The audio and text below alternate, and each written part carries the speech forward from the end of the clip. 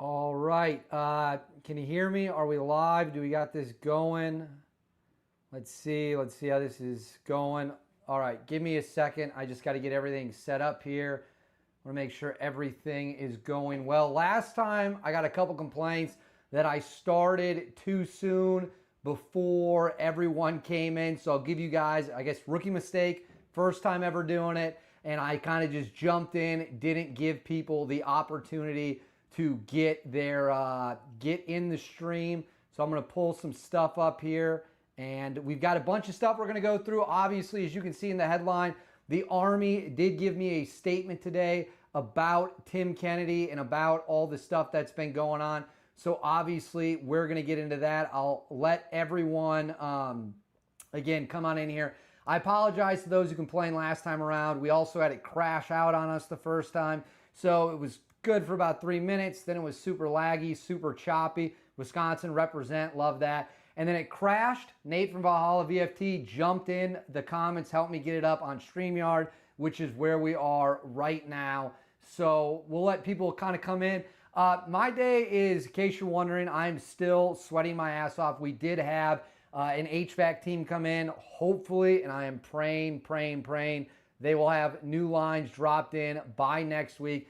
I'm going to throw this up on the screen. I thought you'd all get a laugh out of this. This is a picture. This is a picture I took of my thermostat right before the show started. This is inside my condo currently. So I'm coming to you guys right now. It is 87 degrees. I know it says 205 in the corner, but when our place flooded out, that clock hasn't worked ever since. So we got more people coming in. We'll let a few more roll in. I can see some of your comments. Razor JB, good to see you again. Sergeant Will, it's the internet, LOL, everyone complains. Unconventional warfare being worked by the seas. Yeah, maybe TK is on the phone with the HVAC companies. Of course, that's a joke. I don't need Tim's lawyer calling me. I don't need Tim screaming or anything like that. It's a joke, Tim. It's a joke, a little bit of a comedy show here. I don't actually think you're breaking my HVAC system. All right, so we got more people coming in. I'm thinking Tuesday night might be when I try to do these pretty regularly. We've got the Anti-Hero podcast on Thursday. Nate does his live streams at 5 Pacific on Fridays. That's 8 Eastern time where I live. But we have a lot of crazy stuff to discuss. So initially, this video was mostly just going to be about the Army statement and why I thought the Army statement was kind of stepping out of line of what they generally do, and I've talked to them about Tim Kennedy. It was a very different vibe, very different tone. It wasn't so much of, oh, this was made in a private capacity. It was more like, this is not good. And it was in direct response to me reaching out about Tim claiming in that resurfaced Instagram post that he unalived women and children in war. So that's what this was just going to be about at first. Then, as I started compiling stuff and looking through stuff, I came across an audio clip from an interview from a few years ago that directly contradicts the exact same post about teammates dying. We have an audio clip of Tim Kennedy. This is a video from Tim Kennedy, an interview Tim Kennedy did, that tells a completely different story about the level of casualties his unit suffered compared to what he has said publicly. The two things can't be true at the same time. So we're going to get into all of that and much more. All right, I'll go to the comments real quick before we get rolling here. We'll read, see, we got, someone said Tim Kennedy is Tim Walsh. That's pretty funny. The rounds are being walked in on target on this one. Valhalla is here, love that. I love the boner VFTS for TK, makes for the best smack talk. I bet Nate was laughing at that. It's the internet, David. Everyone's mad. That's true. Do you have the world's most complicated HVAC? Not quite. We've had to use a couple different companies. The lines run all over the place and got to go out, which has caused a bigger headache than you would ever. Prediction on the season for UW football, it's going to be terrible. All right, I think we've got enough people in here now that we can... David, don't let us wait any longer. It's late down here in Germany. All right, we got enough people in here that I think we can get into it. So I'm going to throw this up on the screen. Now, this post has been talked about a ton. This post in the last few days has been all over the place. A bunch of people have shared it. A bunch of people have talked about it. But if you're in here for the first time, I'm going to just kind of give you a brief summary of this post. the screen won't allow for the whole thing to be shown, or at least I couldn't figure out how to get it to be shown. This is from years ago, but he says, I'm asked daily about how and why I don't have PTSD. I'm probably the last person on earth you should ask about this stuff. I have killed kids and women during war. Now that line is going to be the line that sparked what happened with the Army today. I have seen my friends and fellow soldiers burn alive. My adult life is filled with the things horror movies are made of. I could have nightmares every night or be a medicated PTSD victim if I didn't choose every day to make a difference for myself, and more importantly for the men that died to my left. That says to my left and to my right, I believe. That's going to also be very important here. I want you to pay attention to the parts in here about people dying. That is going to be huge later in this video. I don't give a fuck about how they're supposed to heal. I'll tell you how to get better. You stop. So that was the same post where he talks about not being a pussy. Excuse my language. I know we're a family show. So today I spent a ton of time. Calling the Department of Defense, calling the Army, calling Special Operations Command, emailing all those places, emailing the Pentagon, emailing like the big Army public relations, emailing Special Operations Command. It was just phone tag, emails back and forth, emails back and forth. I got to be honest with you. They didn't respond as quick as I thought they were going to. I thought they would respond rather quickly. Remember, guys, feel free to ask questions in the chat. I will get to them when I get a chance. Super chats obviously take priority. Eventually, the Pentagon got back to me and said pretty much, look, if there's files, because I'll be clear, the question I asked, let me rewind. The question I asked to him was, is there any proof of this that Tim Kennedy, who says he killed women and children, are there reports of this? Are there after battle summaries? Are there notes from briefings? Were there ever investigations into how civilians died? What is out there? Where are these files being kept? The Pentagon gets back to me and says, listen, we don't have the ability to really get to this right now. What we do have is you got to go to the Army, the big Army, and obviously I was also going with Special Operations Command. So the Army responds to me. They give me a call. I'm not going to say everything that was in the call. They didn't want, they gave context to things, but not in an on-the-record facility. But what the Army did say was they are aware. They are very aware. You hear the thunder?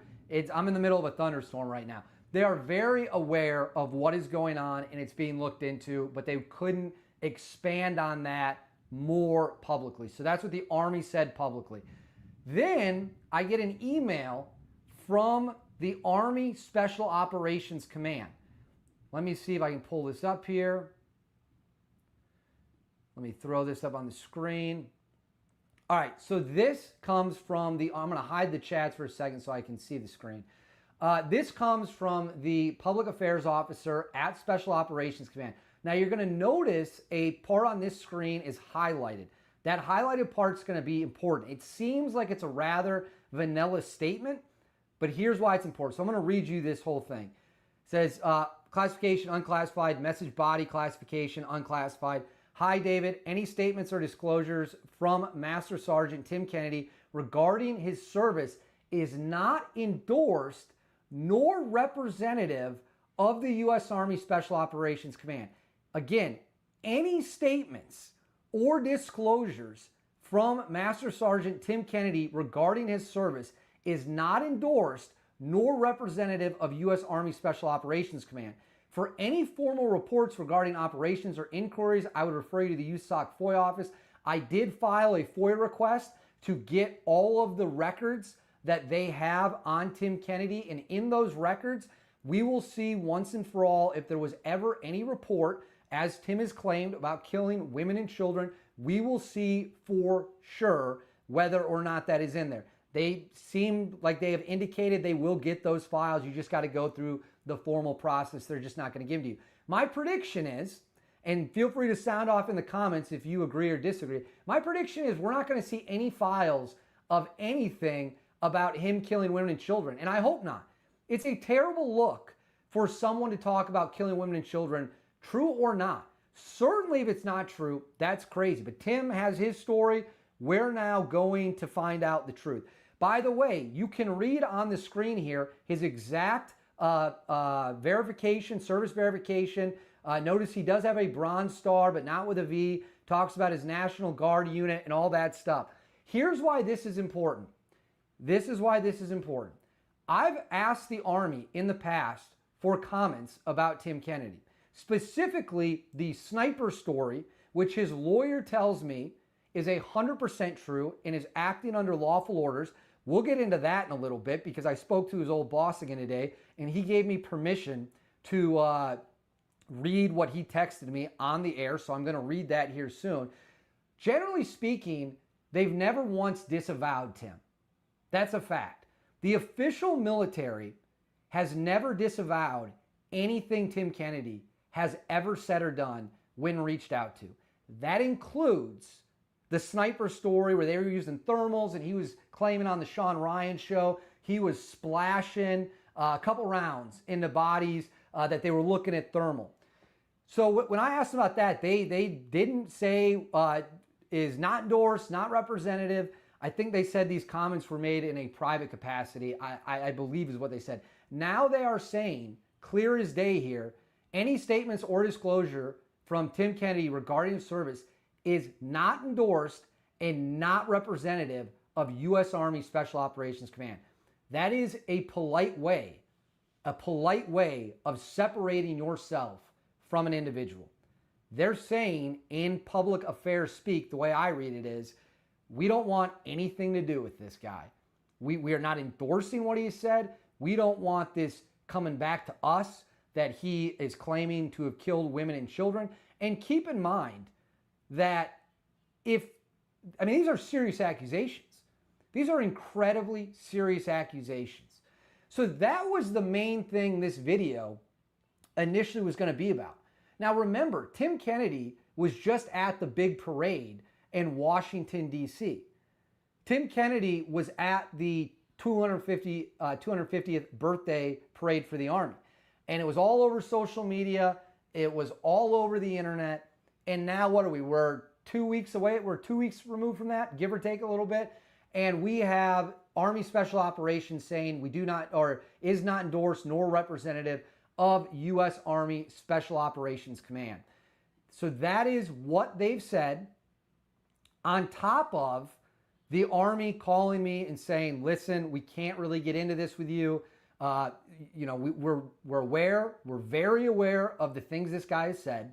We are very aware. It is being dealt with in a sense, but we can't get into it past that. We're not talking about it past that. I can't give you many details past that on the record. So that's where the big Army is. And then Special Operations Command comes in, Army Special Operations Command comes in and says, listen, we don't endorse, nor is this representative. So Travis, who you guys might remember, let me pull my phone up here. Well, I thought to myself, well, wait a second.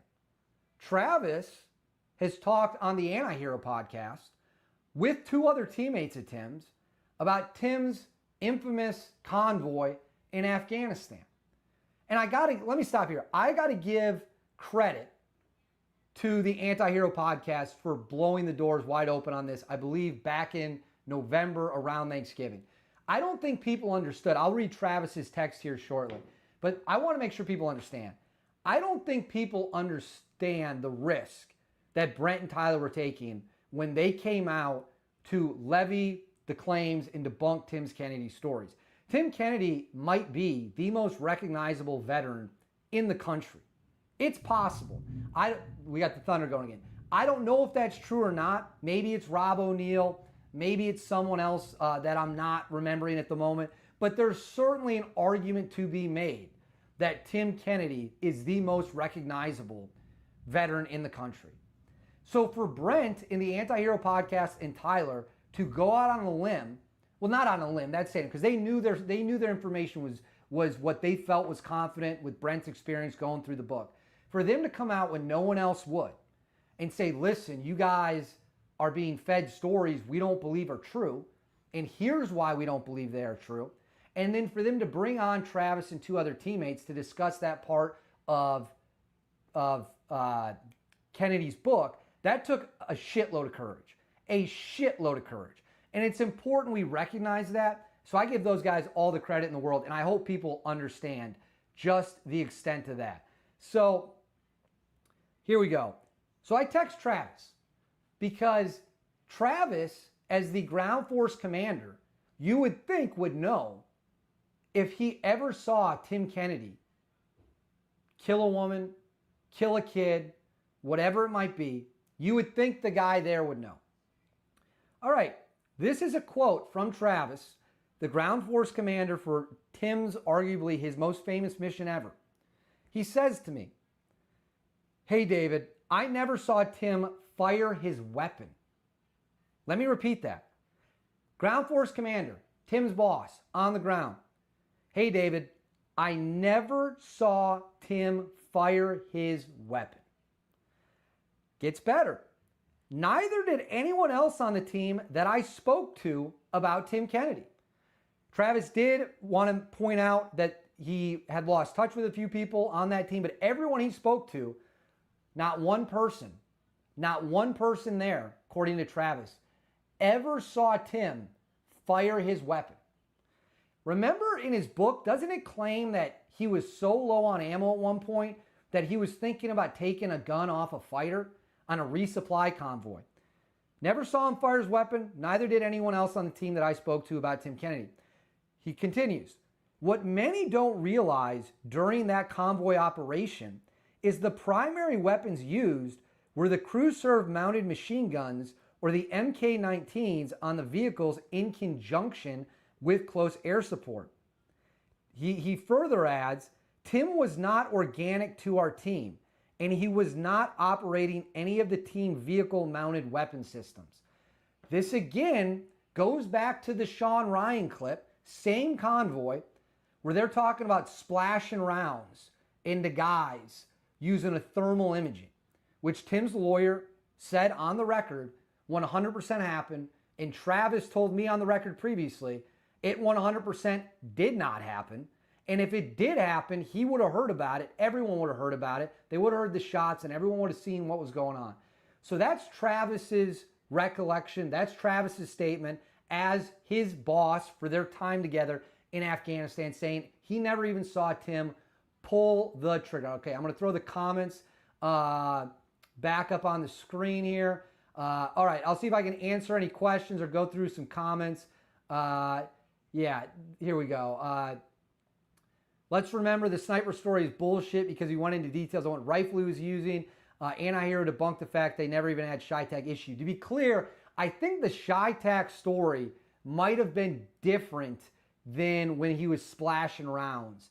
That could be a similar timeline, but I think the ShyTac story could possibly be different. All right, what else we got here? Here we go. Kennedy got you pregnant with hand grenades. Yes, his big bag of 50 grenades. See, we got anything else that's good? Give this story to Don Shipley. I don't really know what Don Shipley would have to do. So Razor JB, is he saying Rob might be the most famous? Very possible. What else we got here? And then we're going to get into another Tim Kennedy clip that is going to directly contradict his Instagram post where he talks about killing women and children and all of that. David, thanks for the cartels and military news. No problem. Feel free, guys, if you got questions, send them in. I'll try to answer them in between topics. And there's a lot here. Okay, I'll look for one or two more comments. This one says 9 out of 10 times you don't need to fire weapons because convoys were set matters. ROEs was to use crew-served weapons and fight through the ambush. It was in 09. So this was a comment someone comes in with the rules of engagement from his experience, I suppose. All right, so let's continue. So while I was moseying around today, just kind of bored, just kind of checking out what we were going to do in the live stream, what we were going to talk about, all that stuff, I came across this little clip. Now this clip is a doozy. Wow. Pull it up here. I'm going to pull it up here. I'm going to rewind it. Keep in mind that in this clip. I've put it on the overlay on the screen here. I've seen my friends and fellow soldiers burn alive. Let me actually throw up the big one real quick.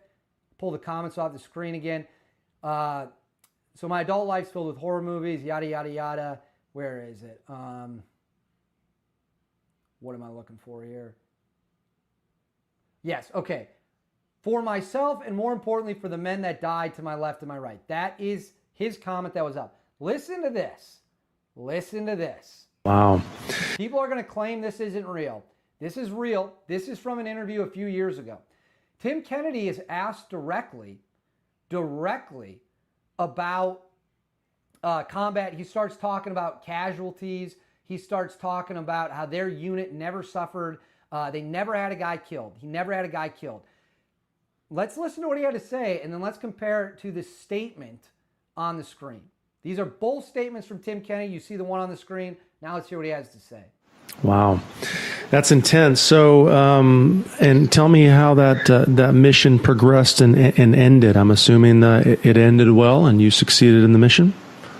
Yeah, actually in all of my deployments, my specific unit, while we always incur Purple Hearts and things, we never lost a single guy. Wow, that's great, man. Yeah, we had 200 something gunfights the first deployments, and we never lost one man. We had guys get some grenade shrapnel and some rounds hit some plates and some superficial wounds to shoulders, but nobody died. All right, let's listen to that again. Did you catch what he just said? In all my deployments. Let's listen to it again. Always incur Purple Hearts and things. We never lost a single guy. You succeeded in the mission? Yeah, actually in all of my deployments, my specific unit, while we always incur Purple Hearts and things, we never lost a single guy. Wow, that's great, man. Yeah, we had 200 something gunfights the first deployments, and we never lost one man. So there you go. Tim Kennedy said in all of my deployments, they didn't lose anybody. Not one guy. And that was with 200 firefights. 200 firefights. I believe his Iraq deployment came first. Afghanistan, I believe, came second. 200 firefights, never lost a guy in all of his deployments. Well, that's very interesting. Let's put this back up on the screen. Here we go. I have seen my friends and fellow soldiers burn alive. More importantly, for the men that died to my left and right. Died to my left and my right. Just for anyone coming in late. Here we go again. It ended well and you succeeded in the mission?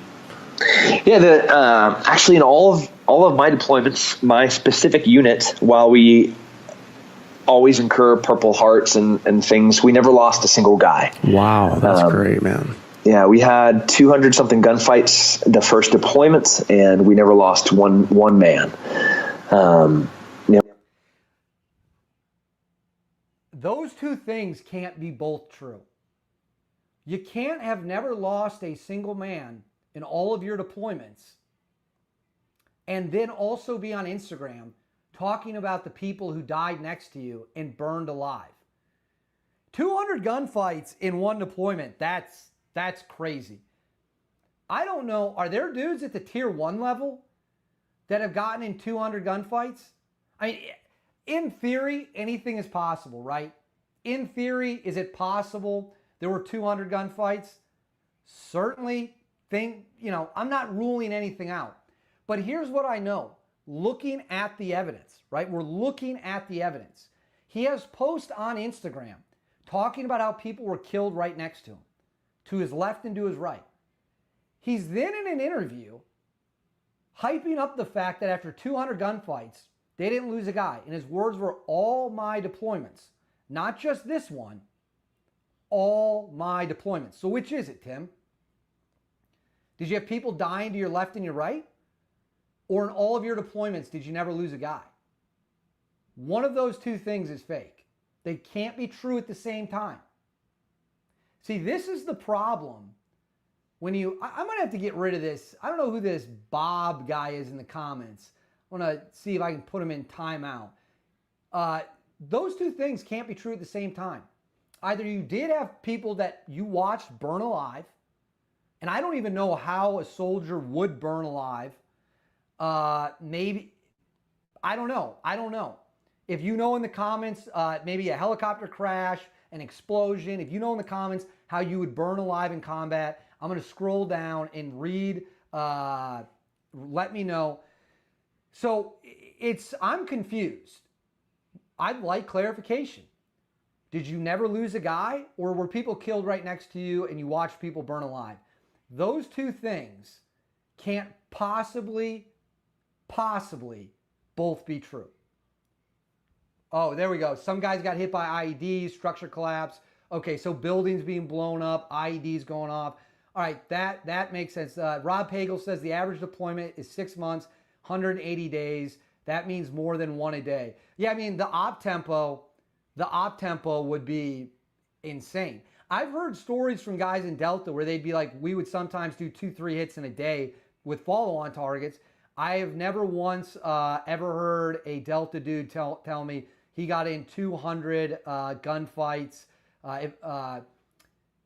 Here we go. If the frame gets twisted on an armored vehicle, you can get stuck inside. So I'll throw this up on the screen. Okay, that makes sense. Again, I was,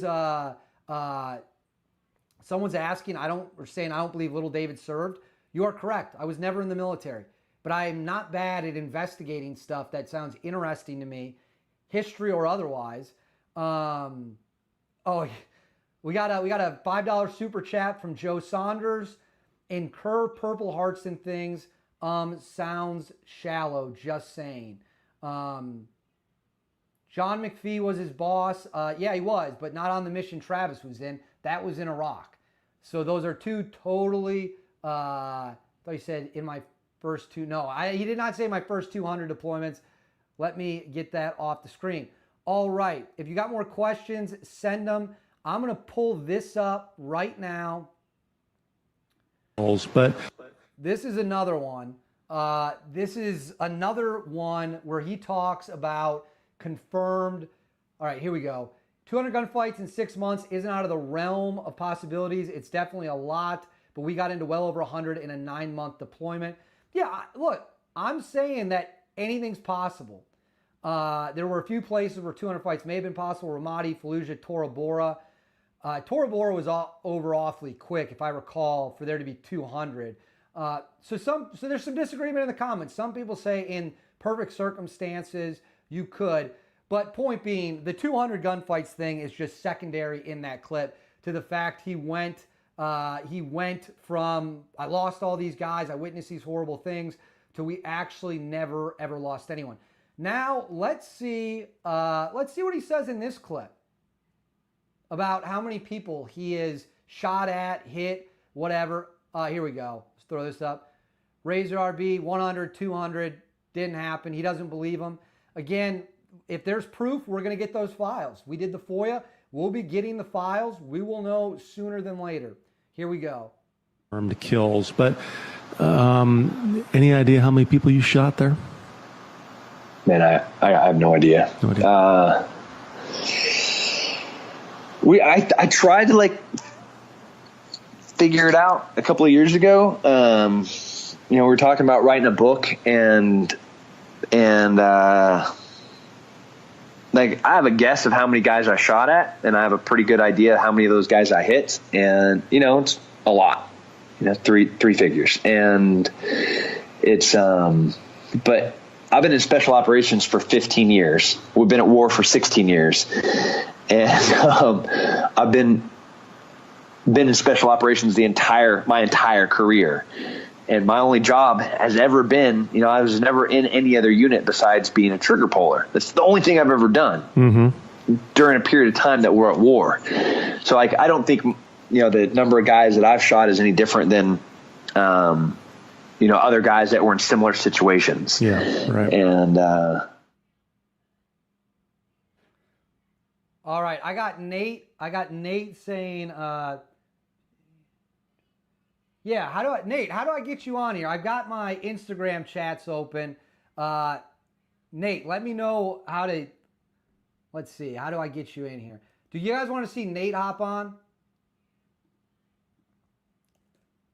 Here, let's see. I've never had someone hop on. We'll see if Nate can get in here right now. See, this is what happens when we live stream. We don't even know what's going to occur. Oops, hit the wrong button. All right, Nate, if you've got your phone in front of you or whatever, once you respond and let me know how to get you in here. Oh, invite. What am I doing? It's right there. All right, Nate, check your Instagram DMs. Should be in there. All right, so while we wait to see if Nate's going to hop in, let's re-listen to that. I think I cut it off accidentally. And like, I have a guess of how many guys I shot at, and I have a pretty good idea how many of those guys I hit. And, you know, it's a lot, you know, three figures. And it's, but I've been in special operations for 15 years. We've been at war for 16 years. And I've been in special operations my entire career. And my only job has ever been, you know, I was never in any other unit besides being a trigger puller. That's the only thing I've ever done during a period of time that we're at war. So, like, I don't think, you know, the number of guys that I've shot is any different than, you know, other guys that were in similar situations. Yeah, right. And all right, so there you go. So Valhalla's saying, Dave, LOL. Nate, I put it in your, I sent you the link. I'm not too familiar with this. Let me know if you're able to get in here or not, and we'll see. But in the meantime, so right there, what Tim just says is he thinks it's in the three figures, meaning it is a minimum of 100 people. 100. And then what he says is, let me rewind it real quick because I don't want to misquote him. And my only job has ever been, you know, I was never in any other unit besides being a trigger puller. That's the only thing I've ever done during a period of time that we're at war. So, like, I don't think, you know, the number of guys that I've shot is any different than, you know, other guys that were in similar situations. Yeah. All right. I don't think the number of people I've shot is any different than guys in similar situations. How many Green Berets are there roughly? 10,000? Let me Google it real quick. How many Green Berets are there? All right, there's 6,500. Let's assume that number was similar in the GWAT. So times 100, that's 650,000 people. Someone's saying, turn my mic up. Here, I'll try it right now. Is this better? Is this better? Is my mic better? Is my mic better? Okay, I can see Nate's in here. All right, let me get this off the screen. Uh-oh. I might have to put, I got to put headphones in for this now so it doesn't come over the screen. Yep. I can hear you echoing. All right, hang on 1 second. That's pros. Let me go into my settings, audio, mic. You got me? Yep, I got you, buddy. All right, perfect. Here we are. All right, well, Nate, did you see the video of him claiming that he engaged 100, at least three figures worth of targets? Yeah, and well, there's a bunch. There's the surrounded by 400 people. Let me talk about, you just talked about, so people can get an idea of this, 200 gunfights in a single deployment. I was on one of the most kinetic deployments possible in 2018 in southern Afghanistan, right after Donald Trump changed the ROE to, we're not there to nation build, we're there to kill terrorists. We went on, I think, 19 combat operations, which was insane for that 6-month deployment. The op tempo was every 4 or 5 days. Because you got to keep in mind, you have a con op schedule, you have to build out con ops, you got to get approvals, you got to do all this different stuff. We got maybe 7 or 8 gunfights, big gunfights in 6 months in a very, very kinetic deployment. So 200 gunfights in a deployment is not a thing anywhere ever in the history of the U.S. military. So I'm not sure where that, not World War II, not World War I, nowhere, not Vietnam. Yeah, that's not a thing. And the other thing, and I don't know if you saw this when you were logging on, I just Googled how many active duty Green Berets there are. It says Yep. 6,500. Mhm. Let's assume that number was the same during Tim's time in Iraq. Let's just assume for the purpose. Multiply that by 100, the number is 650,000. So the Green Berets and Tim's teammates are responsible for engaging over 500,000 targets. Here's the other problem. And this is like real deep Green Beret, how units work that most people won't understand. Tim was in the CRIF in 7th Group on his first deployment. He was pulled there by John Shrek McPhee. Everybody knows that. The problem is if you're in the CRIF, you have to go to a school called Safartech. Okay. Tim had not gone to Safartech, or he hadn't passed Safartech before he went on that first combat deployment in Iraq. What that means is if you haven't passed Safartech, you are not allowed to be with like the ground clearance teams. You can be on a cordon unit, or you're not allowed to leave the wire. He would not have even been in a position to be able to be in a gunfight on that Iraq deployment. It's not a thing. So, and correct me if I'm wrong here, the people that aren't Sephardic qualified, they can be on blocking positions. Correct. They can be Right, on, but- that's what I meant by cordon, blocking positions, cordon positions, which again are 1,000 meters away from the target or the gunfights to stop any squirters or things like that are trying to exit the target while your actual, target, your raid force is going through and clearing the objective. He would not have been allowed on the actual like CQB teams or anything like that. So I don't know where these 200 gunfights came from. So, and let me ask you this: what do you think about the statement the Army gave me, Army Special Operations Command, saying we don't endorse, and this is certainly not representative of Army Special Operations Command, where in the past they would not really disavow, they would kind of just try to ignore. This is the first time ever they've been like, we don't want anything to do with this. well, it's definitely super damning. And I think coming off the backs, if you guys didn't see, the U.S. Army had on their own Instagram page a bunch of pictures with Tim at the Army parade with the Sergeant Major of the Army, Weimer, that they had to pull down off of their Instagram from so much hate in the comments section. So, yeah, I think that, well, I do know there's a lot of things I can't say, but this is at the Army command level. I mean, again, we kind of like are limited in what we could say, but we're way past like he said, she said with Tim Kennedy on this stuff. He's looking at real punishments right now. We don't know what those are yet. By the way, everyone watching this, Nate released a video today about Tim Kennedy's website mysteriously disappearing from the internet. I would encourage everyone to go watch it. It's very funny and also quite fascinating. All right, I want to go to the dead teammates video. Sure. Because that to me, I don't know how anyone's going to wiggle out of that. You posted on social media, you had guys killed right next to you. You posted on social media, you watched soldiers burned alive. And then you did an interview where you clear as day stated in all your deployments, your team never lost a single guy. Nate, my brain might not be smart. I fail to understand how those two things can both be true.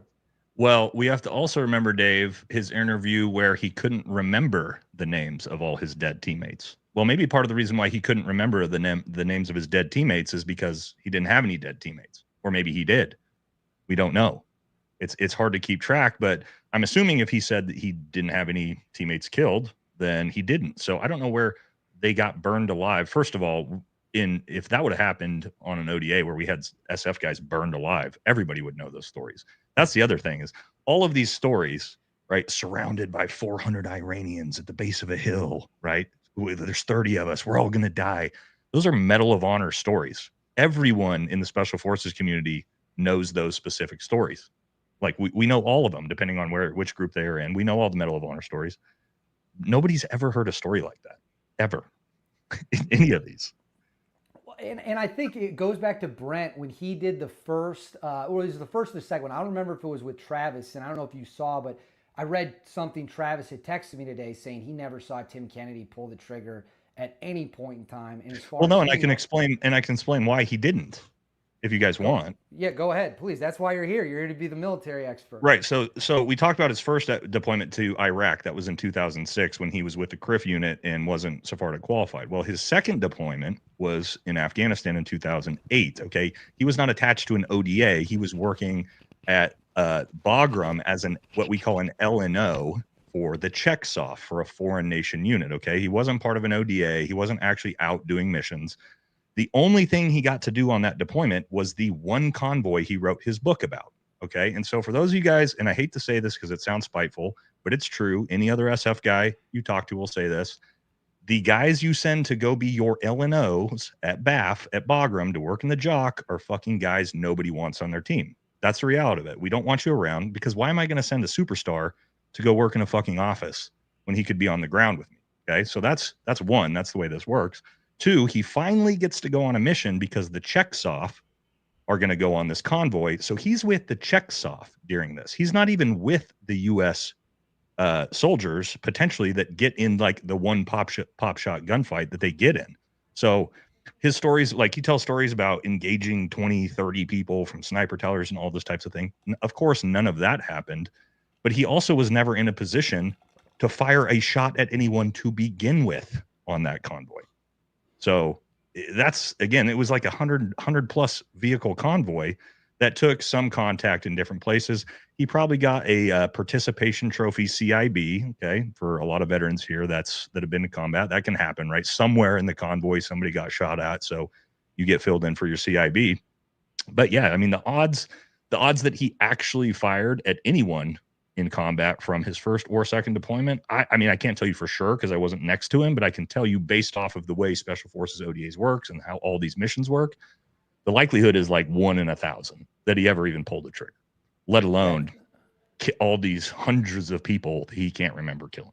Well, and it's like Brent said when I think it was with Travis when they're telling the tower story, and they're like, if this was true, they'd be singing songs about you for eternity. Well, you know what's crazy? I want to talk about that because he tells that story because he saves FOB Anaconda. This isn't Camp Anaconda in Iraq. I know a lot of veterans are going to hear that and be like, "Oh, I've been there."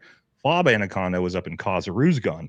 My ODA in 2018 had to go in and actually stop FOB Anaconda from being overrun. It was all A&A at the time. So I know exactly where he's talking about. I know exactly the tower that he's talking about. And for one, it sits at the base of a mountain and it's all green zone. Green zone is basically really high vegetation because in Khazaruzgan, it's very vegetative, almost like Vietnam in some spots. There's no way for you to even see out from the base into the green zone to engage 20 people. It's not open desert. It's massive vegetation. It's not possible. None of that happened. I've been there. I've been in these exact spots that he's talking about in his stories. It's not a fucking thing. Like these things didn't happen. And I could tell you that because again, I've been there. And I actually, the way we did it is we infilled sort of behind the Taliban as they were trying to overrun the compound and kind of like smashed them between the compound and the military base. But yeah, going in there and seeing it, I remember directly, like, where did he engage these people from? There's no way to see any of these people that he potentially shot from a sniper tower. It's all made up. It's all made up. I love the fact that you're here and everyone say thanks to Nate. I mean, for jumping in the comments, give him some love. But I'm going to pull up, just because I've got you, I'm going to pull up a couple of the clips that have gone viral over the past couple days. The ones that I've put on Instagram, other people have put on Instagram. And I just want to, I know you've made the video about the Bronze Star one, but I just want, for anyone who hasn't seen it yet, because we've got a big audience right now coming in, and there might be people here who are unaware, I want to play some of the ones from the past 3 or 4 days, and then we can react to them real time. We'll go with the most famous one first. Important to note, this is from the same interview he said he never had a teammate die. That's the same interview he says the Bronze Star Valor with a V device. I'm guessing that has to be the most regrettable interview he ever did because it is coming back big. Let's roll it. Never said anything about having a Purple Heart or a Bronze Star with a V device. You sure about that? Per the source I have here, you have a Bronze Star with a V. Is that correct? Yeah. Do you mind telling us about what happened there and how you got that? Oh, pretty straightforward. I think so. There was a bad guy, and bad guy was shooting at us, and I shot him. So there you go. Let me pull it real quick. We did just get a super chat. Thank you, D. Michael. It says, will we ever hear more about what really happened during the Afghanistan pullout with TK? Yes. I'm not going to, yeah, the answer to that is going to be yes. I don't know if we should say anything more. It's being worked on. We'll just say that. Yeah, it's being worked on. That story is going to have probably some serious legs. We'll leave it there. All right, Nate, There it is. He claimed forever, including in the statement after this first blew up, he never once said that. And I'm telling you right now, if his lawyer reaches out to me, the spin Timmy's going to have is, well, he didn't really hear the question. He heard Bronze Star, didn't hear the V device, and he didn't say it. He just answered it. So Too late. It's yeah, no, I agree with you 100%. It's too late. So, and trust me, and this is talking to people very high up, people like Black Rifle Coffee Company, who sort of have been on the fence, like, hey, we need definitive proof. And when that one came out, that was the dam break. Everybody went, no, fuck this guy. You can't walk that back. He could have. I was talking to Jameson Travels about this right before I got on. He could have walked it back had it stopped right when he said, yep. Then he could have said, oh, I misheard. I didn't hear the V. The problem is he then asked him, can you tell us how you got that? And then he makes up the fake war story for how he got his Valor Award. That's his biggest problem. That was kind of the nail in the coffin. And the story he gives is so fucking dumb. Like there's a bad guy and he was shooting at us and I shot him.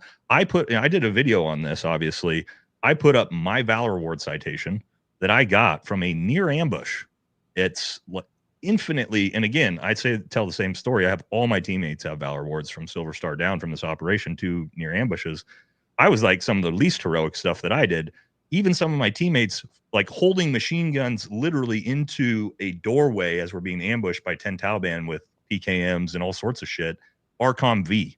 That's a lower Valor Award than supposedly Tim is claiming to get. So for those of you who don't know about Valor Awards, like a Bronze Star with V, mine was initially a Bronze Star with Valor and it got downgraded because I was an E6 at the time, because that's just the way it works for, NCOs sometimes. But he's claiming a very high level Valor Award. Bronze Star with V is not like there was a bad guy. And I'll tell you this, for Green Berets, Delta Force operators, Rangers, and it shouldn't be this way, but for Valor Awards, it's far more strict and hard for a Green Beret to get a Valor Award than an infantryman, right? And the idea is like, well, as an SF guy, you're just doing your job. So you have to like go crazy above and beyond to get a Bronze Star with V. So I shot a guy. That's not a Valor Award. There's no Valor Award citation in the history of the U.S. Army that story plays anywhere. So no, I think everyone I've talked to that's been connected to him, and I'll tell you guys, it's not just the website, right? When we're talking about, as far as I've heard, it's like rats off a ship right now from everyone connected to him. And I'm talking about agents, managers, the companies running the website, all these different things. Everybody is sort of popping smoke. What do we got? I love it. All right, we got a couple more chats. It's a good one. Zuby, being a brand ambassador at TK's level is basically going on free vacations and getting free money. Also, TK lost his last UFC fight fair and square. I didn't watch his last UFC fight, so I couldn't tell even who that was against. Yo Romero. And that was the one thing Tim actually, Tim could focus on the fact that he was a pro fighter. Like, there's no question about that. Now, not only was a pro fighter, he fought in the UFC, which is the premier fighting element. And this next one, I think I'll put this on the screen. TK was a massive recruiting tool for SF in the Army. He believes his own BS, just like a recruiter. Bad when the Army doesn't even want you. So do you think that the reason there's been so much silence to a degree is because they've enjoyed what they feel might be benefits from the Tim Kennedy relationship? I think that's exactly why. It's not untrue that Tim Kennedy was probably, as a single individual, the greatest recruiter for the U.S. Army and Special Operations. I'm not going to take that away from him. That's a realistic thing. That's the reason why they leveraged it so hard. If you think about it, if you want to recruit in young men, Green Beret UFC champion, or not champion, but you know what I mean, Green Beret UFC fighter, like that's badass. You want to use that guy, and he should have been for the community. This is the biggest letdown. He should have been that for the community. And like you said, he didn't need to tell a single goddamn war story. He could have just been a Green Beret and been a UFC fighter and talked about his combat deployments in a way of, we were on, tell the story true. I was on a convoy. We got a little bit of skirmish here, there, like you could have told it with a little bit of like big fish to it. Right. And it would have been fine. Nobody would have cared. But yeah, I think that's exactly, I think the Army was praying that this went away. this entire time, and it just didn't. We're talking about this broke in December, and we're in July, and it just has not gone away the entire time.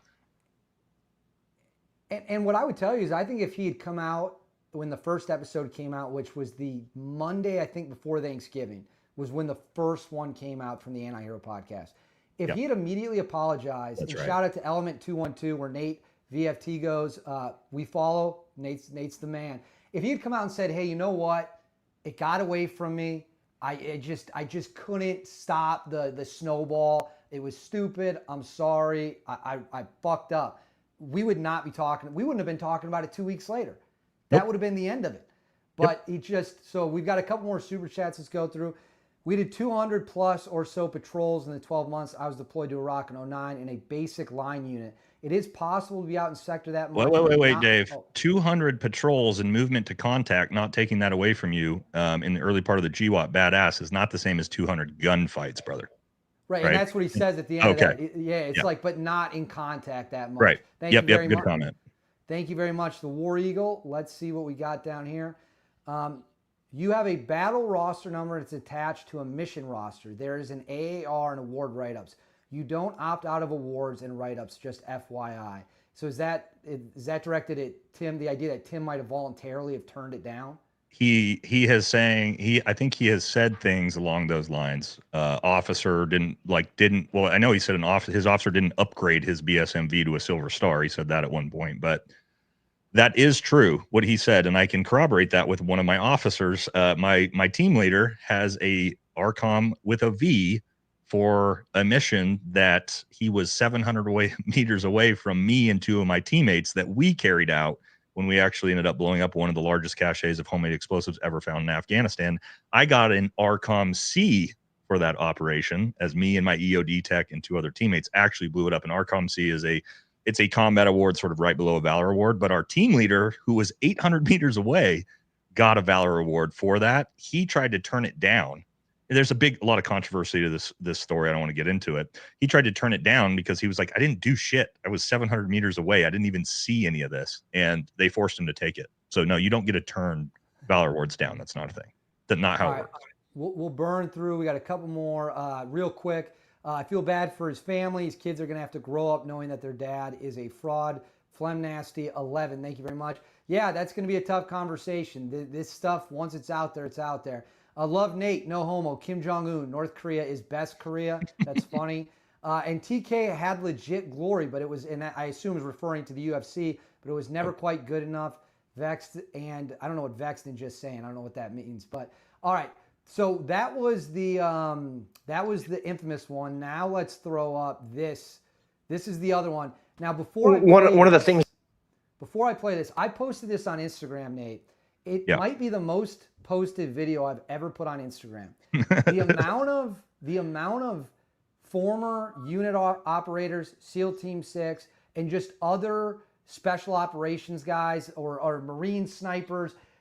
I have never had more veterans comment on a post ever than this one, and not one of them was in support of the comments you're about to hear. All right, let's roll. Like one of the things that irks me. I mean, I sometimes just want to list my credentials so people can understand that when I'm saying things, you cannot maybe find somebody on the planet that has more experience in this. You know, from countless tours in Iraq, countless tours in Afghanistan, countless tours to Europe, Africa, South America, counter poaching, counter drug, piracy. Like, I've been doing this for 15 years. Yeah. I've been a martial artist for 30 years. Like, Nate, your reaction? Yeah, I mean, I have Tim's military records. How do I have them? Because somebody at 19th Group hated his guts so bad that when this all first dropped, they reached out to me and sent them to me. Now that's a wink. Maybe I have them, maybe I don't, right? Because that's definitely not okay for someone to do. But I can tell you, I can verify everything in his fucking military career. Okay, I'll just tell you guys that up front. And I can say that, not worried about being sued. Okay, I'll just say that. So no, he's got 2 deployments. He was active duty. Well, if you count the Q course and basic training, probably maybe 4 or 5 years. But he was active duty SF for 2.5 years. He did 2 deployments, which is not bad. You were 12 months deployed. Nobody's going to take that from you. I think that's awesome. You served your country. You went on 2 combat deployments. Okay, I'm not taking that away from him. He then got out of active duty And he said this himself in 2008 so that he could continue to fight in the UFC because his commanders were like, you can't do both of these anymore. You have to give up fighting or get out. He joins the National Guard, never deploys again. So when he talks about all of his deployments to North Africa and South America, okay, first of all, Green Berets don't deploy all over the world. We're in groups. You speak a specific language. I was in first group. I deployed only to Asia and the Middle East. If you're in seventh group, you deploy only to Latin America and the Middle East. 10th group, only Europe. So no, a seventh group guy was not deploying to North Africa, and he would be in Central Asia. He did that on his hunting Hitler shows. He did that on his like little fucking photo op tours. None of those were military related, guys. He's got 2 deployments. So you talk about experience. Look, Tim's got 12 months deployed. I've got, I think, 42 months deployed. We are not the same. However, I'll tell you this. I'm like in the mid to average experience level in SF. There's guys, I work with guys with twice as much time, if not 3 times as much time deployed as me, all over the world. And that's okay. That's awesome. I loved working with those guys, but I'm not that guy. Like guys like Brent Tucker are that guy, and Andy Stump are that guy. And I'm fine with that. But for Tim to say, with 12 months deployed, with which most infantrymen from the Global War on Terror have more than that, no, you are not the most experienced guy that you can possibly find. And I would argue this, a guy who's a Green Beret who spent 2.5 years active duty and did 12 months deployed is one of the least experienced Green Berets that you could possibly find. So, I mean, I'm not trying to shit talk. That's the reality of the numbers, right? So countless deployments to Iraq and Afghanistan, 1 each, no deployments to all those other places, right? Civilian trips or hunting Hitler shows, sure, I'll give you that. The countless line is what cracks me. Oh, we got Officer Dangle for $9.99. Thank you very much. TK deserves every ounce of hate. Don't forget that he claims he came into the Army in 2002, was a door kicker for 15 years of 16 years of the GWAT in 2017. Do we know what year Tim actually became a Green Beret? 2000, right before 2006. I think he joined the military in 2004. If I remember, I could go back and look at it, but I'm pretty sure it was 2004. Well, and I know the Anti-Hero posted it on one of their streams, which, well, he said he joined up right after 9/11, right? I've seen him say that too. And it's like, no, you didn't. You joined 4 years or 3 years after 9/11. It's not the same. And again, none of that's to take that away from you. If you said I wanted to join because of 9/11 and I joined in 2004, that's fine to say. It's like all of these things are like, why fucking lie about just the smallest, stupidest shit that no one cares about, Dave? And I think, like, for you as a civilian, does that impress you more? Like that you joined in 2004, or you joined in 2002 instead of 2004? If I met a guy who was a Green Beret, went through special SF selection, deployed, never fired his weapon one time, but did the training, went on the deployments, came back, I'd still ask him a million questions if I met him at a bar for a beer. It wouldn't be, I wouldn't look at him any different. But then if I find out he was spinning stories, well, that's going to be a totally, totally different thing. The funniest thing about that video, though, was at the end of the caption, I made kind of a smart ass remark. I was like, there's probably guys who have more combat experience in a weekend than he got overseas. The top comment on the video was a dude from Black Hawk Down who went to the unit. And it was just a hand waving emoji in the comments. And I laughed my ass off that was his response. But let me ask you this. I mean, so much is out there. So much. It seems like we have crossed the threshold. We've broken the point of no return. Where or how much longer do you think this goes on before there's some definitive final conclusion? I was talking about this today with some buddies. Not only that, but like what actually happens. There's a few things I think that could happen. It's going to depend if the Army wants to make an example out of him or not.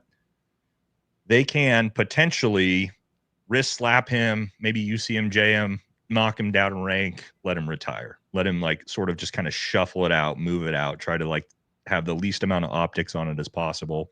Or because they've been embarrassed now, they can make a real example out of him where they fully UCMJ him, kick him out, then charge him with federal stolen valor crimes, which they could very, very easily do. It's like the most open and shut, easy case ever. And then pull his tab, his beret. I mean, they could scorched earth him if they want. What are they going to do? I don't know. How long is it going to take? I don't think a whole lot longer. I think I think we've seen the dam burst. And again, when you have companies like Black Rifle Coffee Company, who don't get it twisted, guys, used to be very close friends with Tim Kennedy. This is not just like company relationship between like Evan Hafer and Tim Kennedy. That's another Green Beret who was friends with Tim for years. All right. And if they are publicly coming out and saying, we denounce this dude, he committed stolen valor, like, there's nowhere left to run, I don't think. And that's the biggest thing for him is, and also there's some things I can't talk about, but his connection to the White House and Fox News now knows about all his stolen valor. So I can tell you that connection's gone. There's a reason why you haven't seen him on Fox News lately. So I don't know. I think we are seeing sort of the start of the last one. Well, can you explain, because I don't understand when it comes to pulling a tab, when it comes to all that stuff. Yeah. Do you know anyone that's happened to, and what would cause that to happen? Personally, no. There's a lot of guys I know that have been committed for crimes that, like, I don't know personally, but know of, that have had their tabs and beret pulled. Usually it's major federal crimes, things like, even like, I mean, it's really hard, right? So give you an example of someone who didn't have their tab pulled from first group commander, Colonel Owen Ray, who, while I was at first group, got arrested for domestic violence, beat the living shit out of his wife, was kicking her in the face and his kids, held her at gunpoint and got in an armed standoff with Tacoma PD in a kidnapping situation. He didn't get his tab and beret pulled. So they kicked him out of the military, obviously, right? And he suffered major UCMJ and all that. They didn't pull his tab and his beret. So it is very difficult, but it's one of those things. If all it takes is to bring dishonor upon the SF regiment, that's it. That's the only actual qualifier, right? Now, you can sort of decide how you want to use that if you're, Special Forces Command, how you want to do it, who's going to charge. I don't know. But could he have his tab and beret pulled based off what we have now? 100%. Yeah, he's 100% in the qualifier to have it pulled.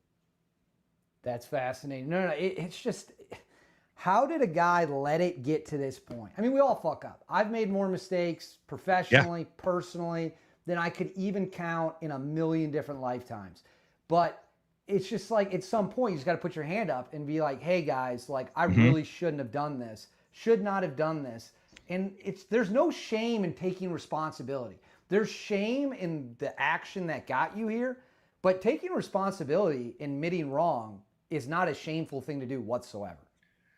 Yeah, I think, I mean, and people will say this, never apologize, right? The Donald Trump type of approach. Well, it's a little bit different when you're caught, right? It's more of a Lance Armstrong, Liver King situation that he's in, where once you're officially caught, I mean, America actually surprisingly is very forgiving. Like, America loves a comeback story. You can say that they don't, but if you look at Lance Armstrong's a great, like, people like Lance Armstrong again. They don't care that he cheated, and they don't care that he did all that crazy shit to all the families of his competitors. They let it go because he actually came out and put it all on the table and said, I'm a piece of shit. Here's everything I did. Here's everything I lied about. The problem for Tim is he hasn't even, the closest he's got to anything is admitting that he doesn't have Valor Awards or Purple Hearts. And he had to do that because I proved it on one of my episodes. And he immediately came out and made an Instagram post the next day after that. That's as close as we've got. The question I have now, Dave, is if he does that now, could he save his career and his image? Or is it so far gone, 6 months of just grinding it? And again, putting the middle finger up and saying everybody else is the problem. I just sent this reel the other day he had that he literally was talking on one of these podcasts he was just on that are still letting him go on. And he said this big diatribe about how he knows who his real friends are now and all of his fake friends who abandoned him. I sent it to a bunch of his close friends that obviously have disowned him. And it's just like, no, man, you have it backwards. All of your real friends know who you are and tried to get you to come and they did, guys. I promise you, a bunch of his friends tried to get him to come forward and be honest and apologize. He ghosted all of them. All of them.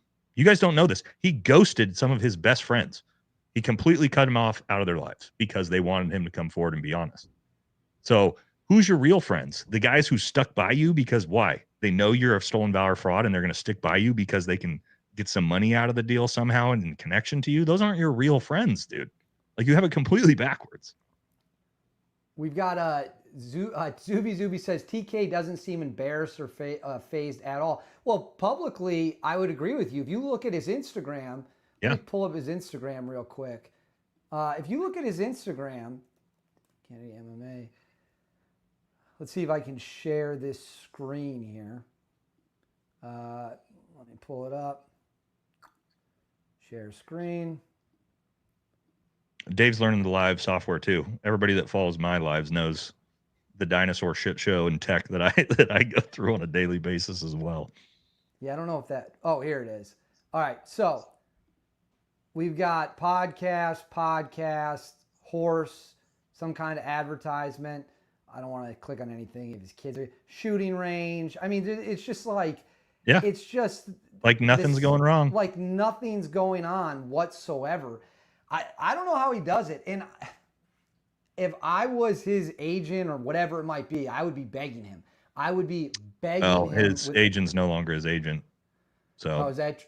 Don't say anything that we. What's the word I'm looking for? Allegedly. Oh, Allegedly, his agent dropped him. Allegedly. I don't know that for sure. Well, is there anything? Well, let's take a couple questions. Let's go to the chat, see if there's any new comments. We got a shitload of new comments. If you got any questions, throw them in. Nate and I will try. I saw one guy commented that he saw a guy get his tab pull for selling sensitive comms communication. Oh, yeah, that'll get you. Yeah, that'll definitely get you. Seems like that would absolutely get you fired. Let's see if we got anything else here that's big. The Valhalla, I don't know what that means. LOL Mountain Dew. I don't drink Mountain Dew. Used to drink a lot of it. All right, Tim allegedly Kennedy. There you go. Maybe that's what he'll start calling himself. Tim allegedly Kennedy. Yep. All right, well, Nate, you got anything else? We laid out all the new videos, got your reaction to them.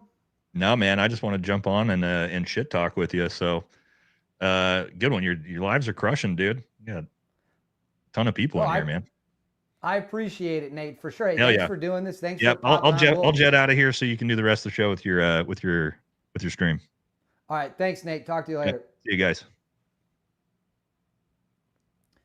All right. So that was Nate from Valhalla VFT. That was awesome. What an awesome experience.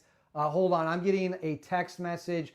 So I just got a text message from someone saying the Special Warfare Training Center Commanding General is the authority for revoking SF tabs. I'm going to ask, do you think he meets the threshold? This is coming from, I don't know if you'd want this part coming out there, but he's saying the Special Warfare Training Center and Commanding General, that is the authority for revoke. He's typing right now. So hang with me here for a second, and we will get his answer on if we think that he has met the standard. If you guys have any questions you want answered, anything else is going on, politics, the Tim Kennedy stuff, all of that, jump in the comments. I will answer as many as I can. You guys have been absolutely incredible. So hold on. I just saw a question about John McPhee. Will someone or has someone tried to get John McPhee on the record? So I will tell you this. I interviewed John McPhee. Actually, let me see if I can do this. I interviewed John McPhee years ago when I was working at the Daily Caller. I will drop a screenshot of the video here so you guys can see it all. I'm still working on figuring out the text, so bear with me. All right, so I actually interviewed John McPhee. I'm going to throw this up on the screen for you right here. This is the interview I did with John, it says 2 years ago. It feels like it was longer than that. It was about hunting bin Laden. I will tell you, I spoke to him at that point in time about Tim, not in the interview, after the interview. He honestly didn't say a whole lot. Nothing that he said to me about Tim was super interesting or jumped off the page, to be honest with you. I know that when he went on the Sean Ryan show, he talked about Tim Kennedy a little bit more. And that obviously was way more in depth than anything he said to me. But I don't really know John McPhee that well. I interviewed him one time. That's it. That's the extent of my experience with him. So, I mean, I could always reach out and try again. Says Valhalla and the anti-hero guys are jealous of SEALs for some reason. Tim isn't a SEAL. He's a Green Beret. And I'm not sure Brent, who is in Delta Force, or Nate, who is a Green Beret himself, is worried about that all. Oh, great question. Great question. Let me throw this up on the screen. Who's going to be the first to have T-Pain, Thomas Paine, on a podcast? Thomas Paine, for those of you who don't know, earned the Medal of Honor on the same mission that Joshua Wheeler was killed on. And that was the hostage rescue mission. So my understanding is that Thomas Paine is not not really interested in doing podcasts. I know plenty of people who know him from interviewing Delta Force guys. They all say he's the nicest guy on the planet, and he's unbelievably humble, unbelievably down to earth. So here you go. He says, so this goes back to the Special Warfare Training Center commanding general has the authority of revoking his SF tab. I said, does he meet the threshold? Lower commanders can make the recommendations and initiate the process. I think he says, yes, lower recommendations can initiate the process. Thomas Paine is a quiet guy. That's exactly what I've heard as well. Brent Tucker tried to warn Shrek about hitching his wagon to Timmy. I believe that is accurate. What is this? What is this comment? It's always funny to see and hear how the boys talk to little Davy, laughing my ass off. I'm talking to a child tone, always brings a smile to my face. Hey, buddy, 16 Adam_bug. If you want to host your own live stream and build a YouTube page and interview people from the military, be my guest. And then you can interview and talk to anyone you want. Otherwise, I don't really care what you have to say. All right, if you got any more super chats, we'll probably wrap this up here relatively soon. I'm sweating my ass off, which is why I got my shirt damn near unbuttoned, trying not to melt while I'm in here. I swear, if this AC is not fixed within another week, I'm going to be in a very, very, very dark mental place. But I want to know what you guys think. Let me know in the comments what you think about I'm taking my headphones off. Hold on.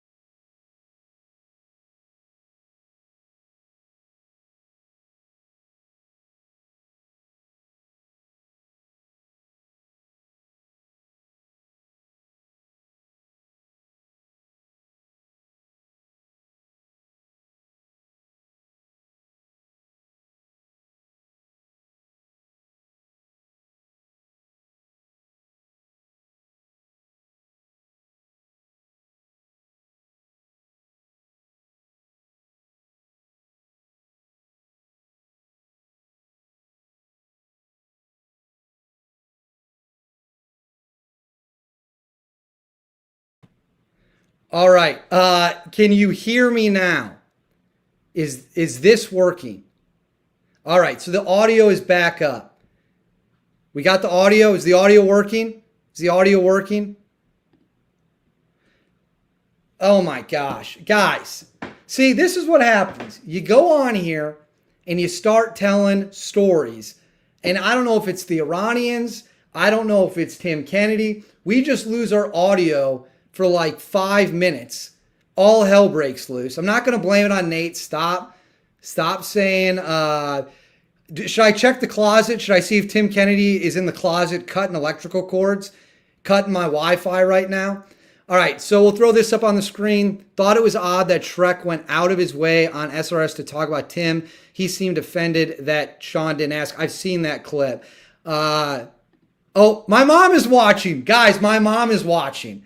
My mom just texted me on the live stream, and she is saying, she said I had no volume, can't hear a word. Put your earbuds back in. Something went down on the Bluetooth. Now it's working. So there we go. Everyone, can we say hello to my lovely mother, please? Can we say, yeah, hey, Dave's mom. We'll throw that up on the screen. So there we go. Hello, Mrs. Hookstead. Yes, that is my mother. My mother is great. I'll tell you something nice about my mother. One of the nicest things she does every Christmas, where we live in rural Wisconsin, we feed a bunch of the areas around us. Anyone can get a meal for Christmas. It's a Christmas lunch: turkey, ham, potatoes, corn. You can either come eat at the church or we deliver it for you. That is something we've been doing for like 15, 16 years at this point. And I will tell you this, the amount of people that I've seen struggling in life who are just desperate for someone to be there on Christmas Day or have someone to talk to on Christmas Day,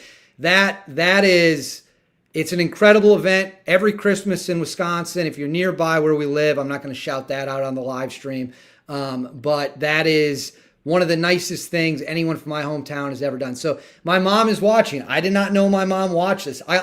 Sorry, Mom, if you heard some bad language earlier. It was not on purpose. I'll do better to watch my mouth next time. Won't do it again. All right, if you guys got super chats, feel free to keep sending them.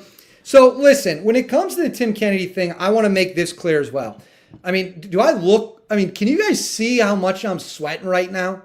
Can you see how much I'm sweating? I mean, look at how red my skin is. Look at it's 87, 88 degrees in here. Hey, Arthur, let's stop being a little rat saying I was swearing on this live the whole time. It's not very nice. It's 88 degrees, and I'm just not so. All right, I do want to bring up something about all the people who've come after me for talking about Tim Kennedy. All the people that are claiming that like I have no right to talk about this because I wasn't in the military. That is true. I was never in the military. I've been very clear about that. I've been 100% clear I was never in the military. You will never see a video or a post online of me ever claiming to be in the military. End of story. That doesn't mean I can't talk about things that I find interesting. I like to investigate things. I like to pull up things that don't make sense to me. And I'll tell you this, I've gotten a lot of support from people in the military for looking into this stuff. Tier 1 level guys, look at the comment section on some of my Tim Kennedy Instagram posts. Look at the people who are in those comment sections and then Google their names. They don't seem to have an issue with it. And those guys saw a hell of a lot of combat, did a hell of a lot of great, great things in life. And, so no, I don't care. If you don't like it, you don't like it. That's your problem. That ain't my problem. That's your problem. Now, I understand that most of you don't feel that way. Here we go. Ryan Rich. You shouldn't say, I don't know what that. Wrong one. Jesus, the chat's going too fast. I was in the military for 12 years, and I appreciate your channel and what you do. Thank you very much, Ryan. That is very much appreciated. What up, Mama Hookstead? All right, that's enough. That's enough with the mom talk, everyone. That's enough with the mom talk. A veteran here, talk about what you want to talk about. Thank you. AJ, who's AJ? We got an AJ in here. Dave should go on the War Room. I watched some War Room episodes, but the difference is those guys all have experience. Like they're coming at it from their point of view as veterans. I would be so far out of my depth on the War Room. I might as well be speaking a different language. I might as well be speaking a different language at that point. Joe Saunders, we'll throw this up. David, not being in the military is irrelevant. You are always doing vets in the military service. Just saying. Thank you very much, Joe. I really appreciate the $5. It means a lot, and I appreciate that. So if there's any questions you guys have about Tim or the situation or where I think it's going to go, I think Nate summed it up pretty nicely. I think Nate made it clear that, we might be past a point of no. Oh, my mom just texted me. She loves me. I love you too, Mom. That was very nice of you. Thanks for watching. If he had come out and apologized, in my opinion, if he had come out and apologized and said, I'm sorry about this. It got away from me. Look, we all make mistakes. We all make mistakes. I make mistakes all the time. For example, I should have had my AC fixed 3 weeks ago instead of dicking around with it. And now it's 80 plus degrees, almost 90 degrees in here. Look at this. Looks like I just jumped in the damn pool. But, these are the consequences of our actions. Obviously, I'm being semi-sarcastic because this is a much more serious situation. He could still come out and apologize. Tim could still come out and apologize and say, I didn't mean it. I fucked up. I went way too. Oh, my mom's still watching. Sorry. I messed up and I'm going to right these wrongs. All right. We got Dale. Let's throw this. Didn't people die to protect freedom of speech? I swear some veterans hate other people having freedoms. Literally dumb AF, joined for all the wrong reasons. I guess, yeah. Freedom of speech, First Amendment. First Amendment right. It's the most important right there with the Second Amendment. That's why it's number one. You can't have a free society if you don't have freedom of speech. And this goes for everyone out there. Freedom of speech only works if you defend speech you don't like. If it's popular speech, it doesn't need to be defended. Right? Right? It's unpopular speech. There's speech I disagree with all the time. I still defend the right to have it. So, what are we doing here? Oh my gosh. Sorry. Text message, unrelated but funny.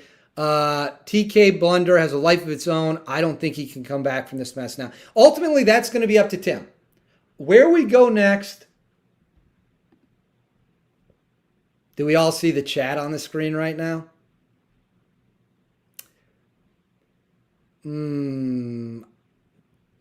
What I would like to say. For those of you who don't know, I got to be real careful. I'm not going to address that right now. We're not going to address that right now. Somebody will address it at some point. I will leave it to that. I'm not addressing that right now.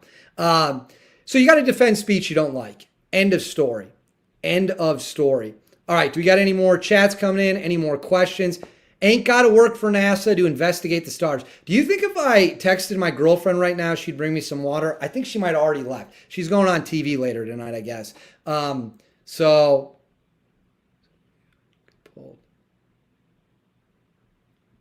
it says, Jerry Couch, remove that so you don't get pulled. Remove what? Almost got him. Yeah, was that you, Zuby, trying to get me in the Benghazi stuff? You're not gonna trick me into that. You're not gonna trick me into that. Hold on one second. Mom, don't look at the screen.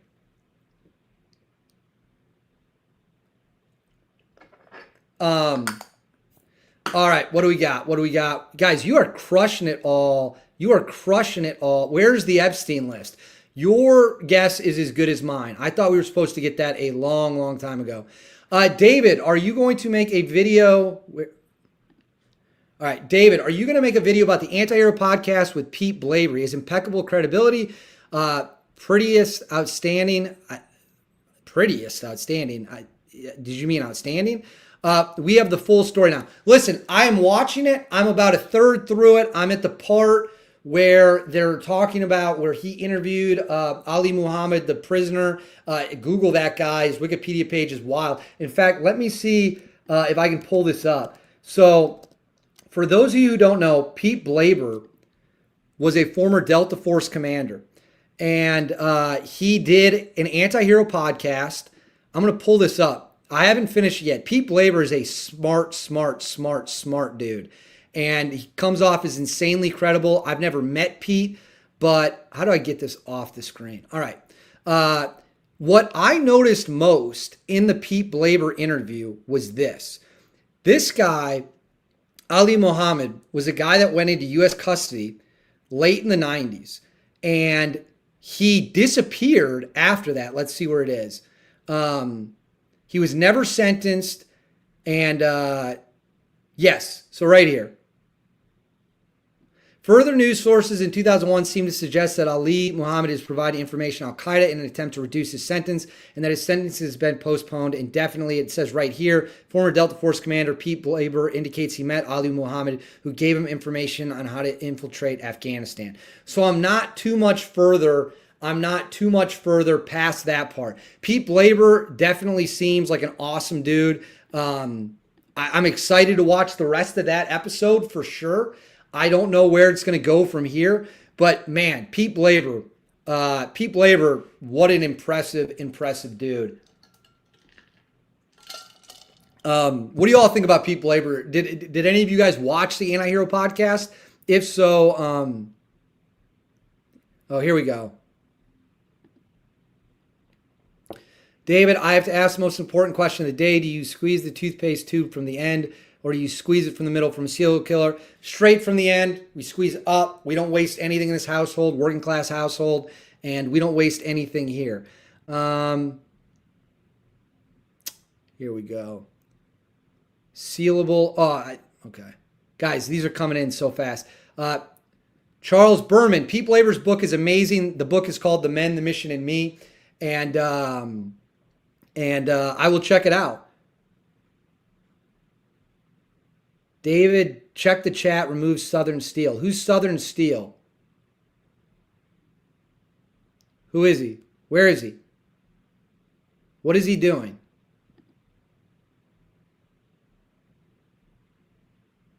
Oh, this guy's getting banned. This guy's getting banned. I apologize for that, everyone. I did not see that. If you come into my chat and you start writing trash like that, in an attempt to get this video taken down, I promise you, not only are you going to get banned, because that will screw this video up. It doesn't. You think you're being funny? You think you're being funny doing that? You get the video deleted off the internet. You'll get screwed, and I promise you, you come in here and fuck with this channel in that way, and I find out who you are, I will openly, in front of the entire audience, read your life details to the world. I'll tell them everything there is I can find on you. And trust me when I say, if you haven't figured out that I can't get information when I decide I want to look someone up, you clearly haven't been paying attention to a lot of different things I've looked into. That is ridiculous. What a fucking piece of shit. I appreciate everyone looking out for that. I did not see that. Thank you very much for letting me know. That's not going to be tolerated at all. At all. No, that's not a dox. Hold on. Stop yourself. Someone's like, oh, you're threatening to dox them. If you're going to fuck with what I'm doing and you're going to put what I'm doing at risk, then you've entered the arena. That's what you've done.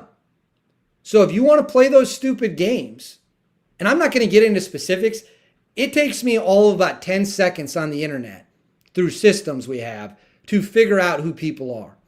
So do not play that game with me. at all. All right, let's forget that idiot. If you see him again coming, let me know. I actually had people texting me about it too. I see it. Thank you to everyone who texted me. I see it. It's dealt with. It's done. He's gone. And if you see anyone doing that, please, please, please shout him out. All right. If Pete Blaber were leading the military through the GWAT, we would have lost a lot less soldiers and had thousands of less injuries. Listen, again, I don't know Pete Blaber. I've never spoken to Pete Blaber, but everything I can see is that he's an insanely intelligent guy. I know the guys love him. I know the book, The Men, the Mission, and Me, is supposed to be incredible. I know a bunch of Delta guys that have read it, and I trust their words. So I believe for 100% that Pete Blaber is everything he's cracked up to be, and as we've learned, not everyone is. Remember, guys, Super Chats, always appreciated. Super Chats get top priority when it comes to answering questions. I am trying to get as many as I can, though, because, hey, I get it. Not everyone has $1 or $2 or $5 to spare. I totally understand. So I'm not the kind of person that just ignores everyone if they're not doing Super Chats. I try to get as many comments as possible. So, actually, does anyone have any fun 4th of July plans? I live out on the East Coast, and I'm thinking about going to a baseball game. We have a group that goes to a baseball game every 4th of July, but it's going to be hot. It's steamy. I'm already hot and steamy. I don't really know. But if you've got it, fun 4th of July plans, let me know. Okay, AJC says, I'll be working. I'll actually be working too, for at least a little bit. All right, what else we got? Jasmine Rose, you need mods. The chats are kind of, yeah, I guess I do. I didn't even think about that, to be honest with you, because I didn't realize that there'd be this many comments, and it's really unfortunate. Okay, here we go. We've got smoking some pork for pulled pork. Love that. I'll be drunk at work. Love that to a degree.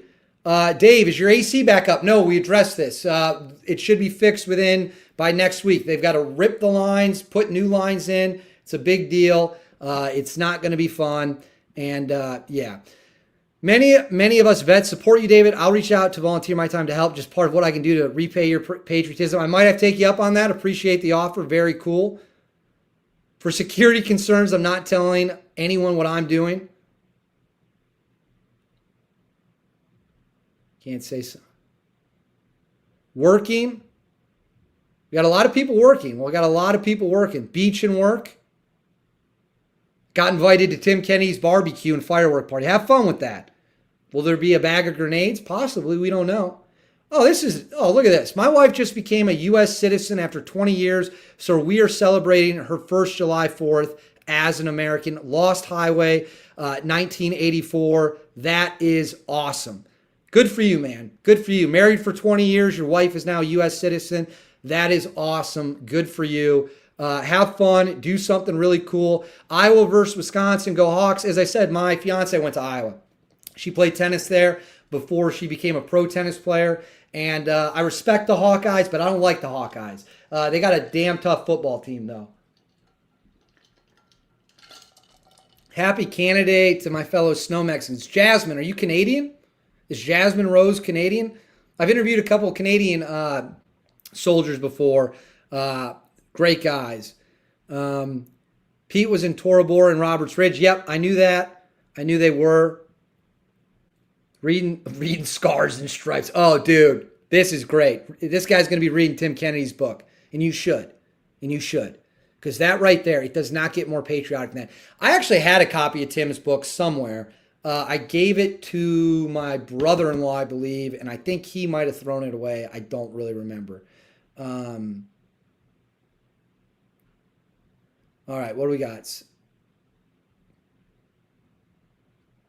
Here we go. David, not sure what it could cost. I'll send you my H guy. We think we got a good people to figure it out. All right, what else do we got? All right, we'll go for another 10 minutes, you guys think? I might have to pop up here and grab a drink. Would that be okay with everyone? I'm going to set a timer for 10 minutes. Should I go get... YouTube's not going to pull me down if I drink a beer, are they? No? No? We think that'll be okay? Maybe I'll have to keep it off screen. Hold on. I'll be right back. I'll be right back. Oops. Stay with me.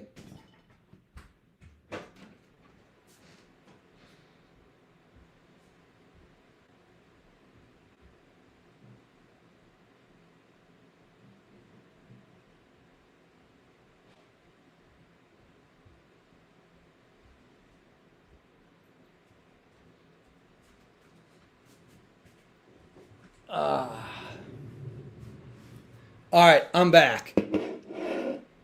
What are we drinking? We've got a crispy Miller Lite.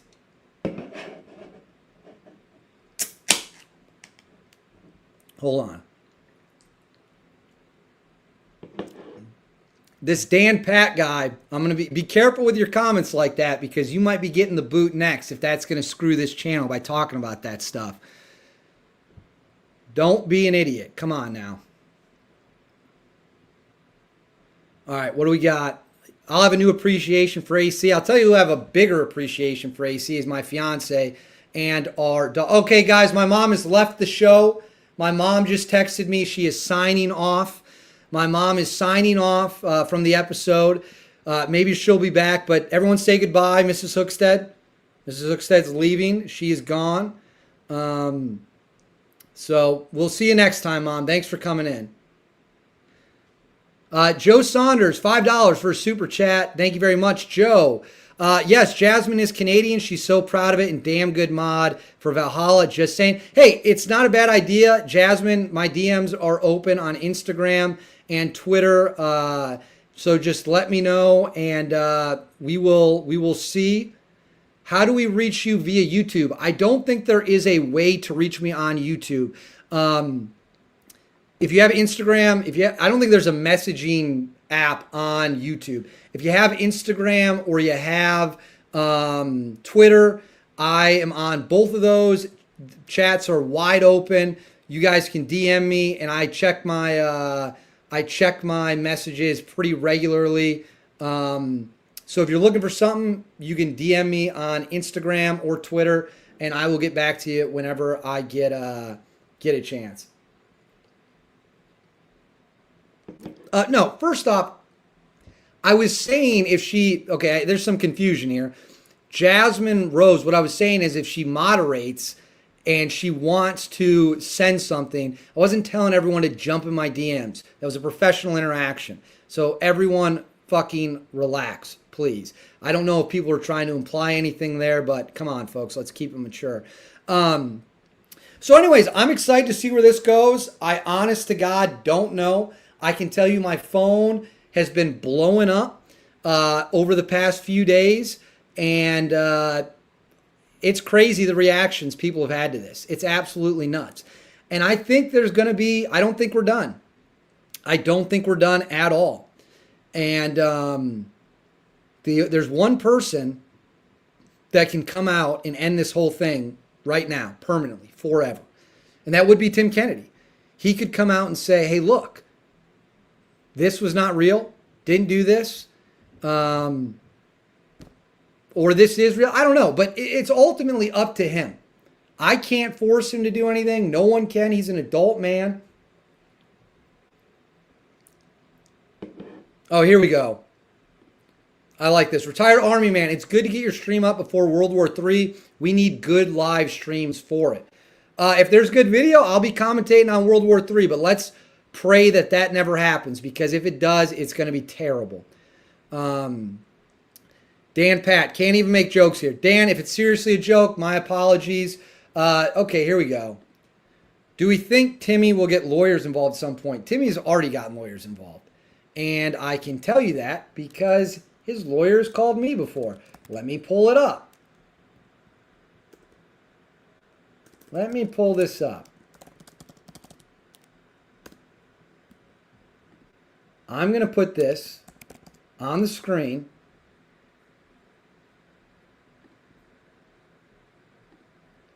I don't know. Okay, so this is something. Here we go. This was from a conversation that I had with Tim Kennedy's lawyer probably about 6 months ago. All right. This is written at Outkick.com. Kennedy's attorney, Tim Parlatore, told Outkick exclusively that Kennedy maintains the story is true, but this is the sniper story. Tim talking about splashing bodies. That Kennedy maintains the story is true, but was justified given the circumstances and tactics, and that what he did was being done under a lawful order. Absolutely no, that did not happen because there was nobody to shoot on the ground. That's ridiculous, Travis told Outkick exclusively. The ground force commander of the mission further told Outkick that nobody other than himself could legally issue the order to engage people in such a circumstance, and while anything is possible, he's hard-pressed to believe the other two officers on the mission ordered it without him knowing. If that happened, I would have heard the shots. We would all have heard sniper shots going off and grabbed our gear to figure out where it was coming from. None of that happened. So yeah, his lawyer called me about 6 months ago and told me pretty much that, yeah, the sniper story is true. It was under lawful orders, as you can see. So for everyone asking, is Tim going to get lawyers involved? He already has. And where the problem is this. There's nothing a lawyer can do for you if what is being speculated and investigated is truthful, right? And one of the big things that Tim wanted to make clear back in the day when his lawyer called me was that Tim had never claimed to have had a Bronze Star. But we now know that Tim actually has claimed that. Now they're going to argue, make a prediction of this, they're going to argue that he didn't hear the question or he didn't understand the question. By the way, for everyone on Instagram and Twitter, my handles are below. So if that's where you can follow me, you can get in contact me with there. There you go. David, with all honesty, you do have the credentials to get Pete on an interview. Maybe I will get Pete on an interview. That is very, very possible. This Pete Labor guy just comes off as wildly impressive. Someone said the owner of Outkick left ESPN, Zuby. No, the guy who founded Outkick is Clay Travis. Clay Travis never worked at ESPN as far as I know. Certainly, I feel like I would have heard that for sure. But no, that is not true. And then Fox Corp bought it probably 4 years ago, maybe 4 or 5 years ago. All right. I just got a super chat for $5 from Sagnik Basu. I can't put. He's trying to get me in trouble. I can't put that on the screen. You know my channel will get in trouble for that one. You guys are trying to get me in trouble right now. Did you all text each other? This is correct. This comment on the screen, Outkick was started by Clay Travis and bought by Fox News. I think technically it was bought by Fox Corp, which is the parent company of Fox News. But yes, for those of you who don't know, my job when I'm not doing this with you guys is working at Outkick, which you can see right there. So yeah, that's what we do. I know a lot of you know that. So is Delta technically an SF unit? No, Special Forces and Special Operations in that sense is different. Special Forces refers to your Green Berets. Special Operations or your Special Mission Unit, that refers to Delta Force. Some people use them interchangeably, but technically they are different. Are you ever going to cover Line Survivor? I think you meant Lone Survivor. I think everything that's needed to be said about that is been said. Can I do a Clay Travis impersonation? No, not really. No, our voices don't sound anything like that or similar at all. Sagnik asking, here we go. I can't put that on the screen, guys. I'm sorry. It's going to get my channel. I'm going to get my channel taken down. Yes. Okay. So yes, it is 1st Special Forces Operational Detachment Delta. I get that's the name, but no, it is not considered part of Special Forces in the Green Beret sense. It is a Special Operations Unit. That is just the fact of the matter. Nate is simply the best. Nate is simply the best. No BS, just facts and the goddamn gear behind him to back it all up. Unlike Tim. Nate's great. Nate is awesome. This is a fun question. Who are your leaders in the clubhouse for president 2028? J.D. Vance on the Republican side. Let me know in the comments what you guys think about J.D. Vance. J.D. Vance, at this point, barring some massive turn in events, J.D. Vance is going to be the president in 2028, or he'll, at a minimum, be the nominee for the Republican side. That is just a fact. So, will the Badgers ever win a championship? In football, not at this rate. We suck. We absolutely suck. I was there for the Alabama game this year in Madison when we got blown out and our starting QB got hurt on the first drive of the game, and then we got crushed. I went with my good buddy who actually now works for the government in a pretty high position. I won't say his name. But we had a blast. It was a ton of fun. Got to run into some old friends. Everything about that trip was great. Just not. JD wins in a landslide. Vance, his NATO speech was long overdue. JD's pretty cool. Vance or Rubio. Are you from Madison? Not from Madison, from about an hour away from Madison, rural Wisconsin. Do you think 7th Group are going to be doing any hits across the border soon? Honestly, probably not. That would probably be left to the Tier 1 unit, which you could see is 7th Group. Green Beret elements, doing a lot of foreign internal defense, training missions, things of that nature. Hit the like button, chat. Hit the like button, chat. What does that mean? What does that mean? Oh, like the video. Yes, please, everyone like the video. Make sure you're subscribed. You have no idea how helpful that is. It boosts the video up big time, big time, big time in the algorithm. More people will see it. More people will learn about what we're talking about and all that stuff. We got Razor JB, Vance 100%. Guys, I'm in total agreement. I think that it is almost a foregone conclusion. Hold on. I just got sent a video.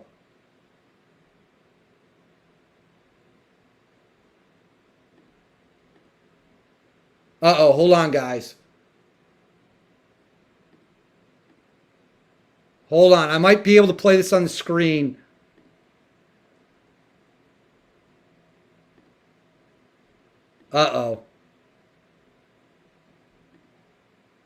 Everyone hang tight. Sorry.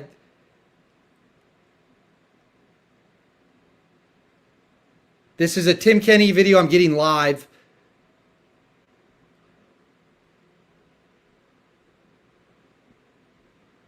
Holy, everyone hang tight. Everyone hang tight. This is a Tim Kenny video that has just been sent to me. Hold on. I'm going to try to get this on the screen. This is... Okay, hold on. Everyone just stay with me here. Stay with me. Let me see if I can airdrop it to my computer.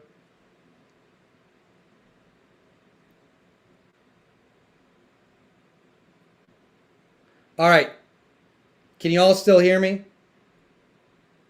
Can you all still hear me? This video is coming through. Is my audio still working? All right, I'm going to try to get this video in here, and we're going to play this. This just got sent to me.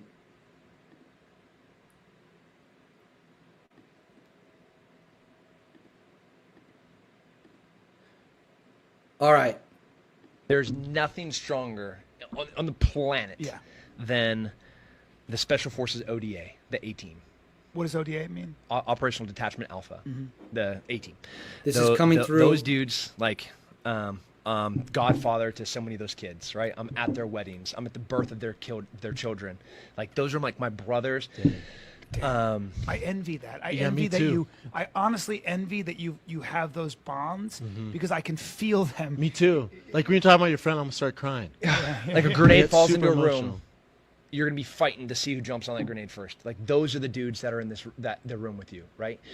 And like if one of them dies and we come back, and this is where it gets your heart torn out. Like listen to this. mom or his wife is sitting there and they're like, like you didn't know him. Like this is my husband. Like I'm so sorry, ma'am. But you want to be like, bitch, you didn't know him. Yeah. I sat there for 20 hours looking at a goddamn tree. You don't think we sit there and talk for 20 fucking hours? I can tell you what you sound like when you sleep. You know, I can tell you what you smell like. I can tell you your favorite pair of underwear. Yeah. You know, like you want to, like, you don't know him. Yeah. Like, that's how tight we are. Mom or his wife is sitting. Hold on, guys. Am I hearing the same thing everyone else is hearing here? Are we watching the same video? He's talking about being at a funeral, and listen to what he refers. I'm going to play this again. You guys tell me in the comments if I'm hearing this the same way you are. He's talking about being at a funeral with the family of a fallen service member. I'm going to play this again. And this is where it gets your heart torn out. Like the mom or his wife is sitting there and they're like, like you didn't know him. Like this is my husband. Like I'm so sorry, ma'am. But you want to be like, bitch, you didn't know him. Yeah. I sat there for 20 hours looking at a goddamn tree. You don't think we like this is my husband. Like I'm so sorry, ma'am. But you want to be like, bitch, you didn't know him. Yeah. I sat there for 20 hours looking at a goddamn tree. You don't. Guys, I want your reactions in the comments. I know I said I was going to go 10 more minutes, but that video just got sent to me right now while we were doing the stream, and I need your reactions. I need your reactions as quickly as we can get them in here. Feel free to super chat any questions you got as well. Holy cow. You guys are seeing this video literally minutes after I did. Dropping a curse word. Holy cow. Am I crazy to think that's wildly offensive? I can't be the only one. Please, am I reading the situation wrong? Or is everyone reading this correctly? That is... Oh, man. Yeah. All right, well, that video has now been shown to everyone. You guys can read into it as much as you want. Yeah, here you go. You can't say that even hypothetically. Correct. That video is apparently from someone's saying it's from 2015. So that is from a 2015 podcast. You know what? I don't have anything to say more after that. Great comment, because the first thing I think of when I go to a funeral is time to be competitive about how well I knew him. That is. I don't have any words to that. I'm actually stunned. I'm stunned. Has anyone seen that video before? Or are we all just watching that video for the first time ever together? That is...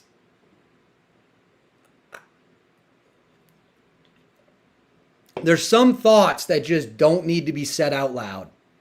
So one guy saying he'd seen it before. A lot of people saying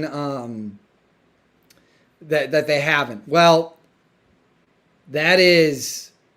Oh, yeah, that's a great point. That's a great point. That is, guys, I'm a little rattled right now because I did not expect that to come through. Didn't think it would be. Wild. All right, any last questions? We'll start wrapping this up soon. We'll start, Joe Saunders, TK is such a deaf tool. We'll start wrapping this up soon. We've been going for almost 2 hours. You guys have been exceptional. Absolutely exceptional tonight. This has been a ton of fun. Absolutely a blast. A massive blast. I think we're going to try to do these on Tuesday nights going forward. I think is the way to go. And I'm really enjoying it. I'm really enjoying doing this. I'm really enjoying talking with all you guys. And yeah, I mean, this is kind of new for me. This is only my second time I've ever done this. And sorry, guys. My train of thought is just like completely derailed after watching that video. I don't even know what to say. I mean, what can you say? That is wild. Slam another beer for the viewers. I'm still not even finished. I'm still not even finished with it. I got about this much left. See, can you guys see how much that's sweating? It's just dripping. Try to get Mike Edward on. Dude, I've interviewed Mike Edward. Mike is the man. Check this out. I'll show you a Mike Edward thing that's awesome. Hold tight, guys. I think...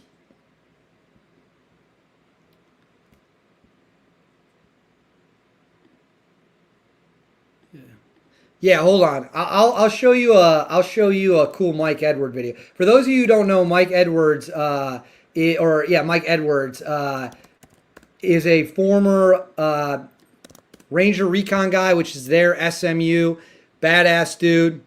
And let me download this video for you. I'll play it. He's got really long hair. He's awesome. All right, let's throw this up on the screen. I'll play this for you guys right now. Then we push out to clear across the courtyard. This is Mike Edwards. One of my guys pulls security on a stairwell looking up, and me and the rest of the guys go across. I go across the courtyard first, had the rest of my guys behind me, and this machine gun opens up on us. I turned, as well as some other dudes did. We engaged, killed those guys, kept going into the room. How far is the machine gun? The machine gun that's firing at you, how close is it to you? Probably 10 yards. Holy shit. It's inside the house. Yeah. So, I mean, it's super loud. You can imagine how chaotic it is. Meanwhile, about the time that grenade or that machine gun opens up on us, dudes on the rooftop are just popping grenades and chucking them, popping them and chucking them, popping them. And so grenades are just like boom, boom, boom, all inside the house. We're all committed inside the house pretty much at this point. Grenades are going off. Dudes are getting hit with grenade shrapnel all over the place. We engaged those dudes, killed them, went to continue to clear this room. And as I go through the room, I noticed, I'm like, where in the heck is the rest of my team? Got a 5-man team. That's kind of the way we ran it at the time. We had a squad leader ran a 5-man assault team. And then I think they kind of modeled it off of Delta Force at the time. That's the way we were doing stuff. So I'm like, where the heck is my team? I look out and I see one of my team leaders. He's over one of my guys treating him because the guy had gotten shot with that machine gun burst that hit one of the guys behind me, hit him in the shoulder, deflected off of his bone, blew out his artery there. He also took a round directly in the knee. And so one of my team leaders who was EMT certified was there treating that guy, making sure he was good to go.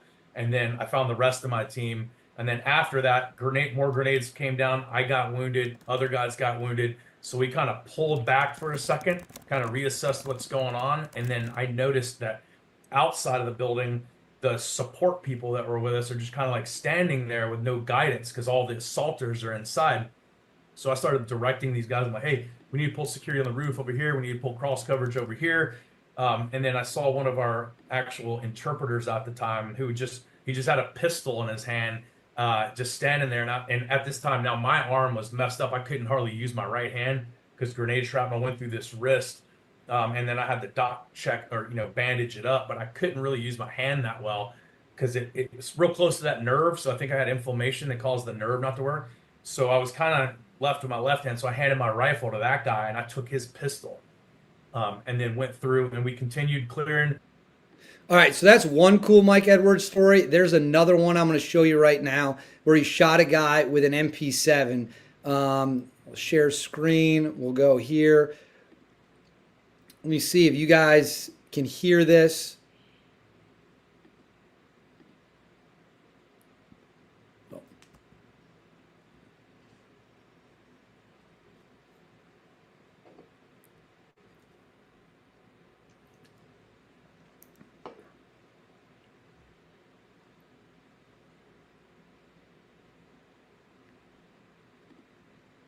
You guys.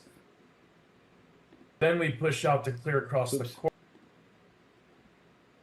Through his magazines. All right, here we go. Through his spine and out the other. At one time, 1,000 feet per second or close to it. Damn. So it's coming at you fast, is what you're saying. Yeah, and it's a solid projectile too. So like I shot a dude in the chest with it one time, and it went through his magazines, through his spine, and out the back. I mean, it just left like an ice pick hole. Didn't open up very much, but it just zipped right through like a laser beam. So there you go. Mike Edwards is the man. All right, we'll do last call for questions. Last call for questions. Super chats obviously get priority. We'll answer those first. I'm so sweaty, my fingers are starting to prune up. Not to gross any of y'all out, but that's how sweaty it is in here.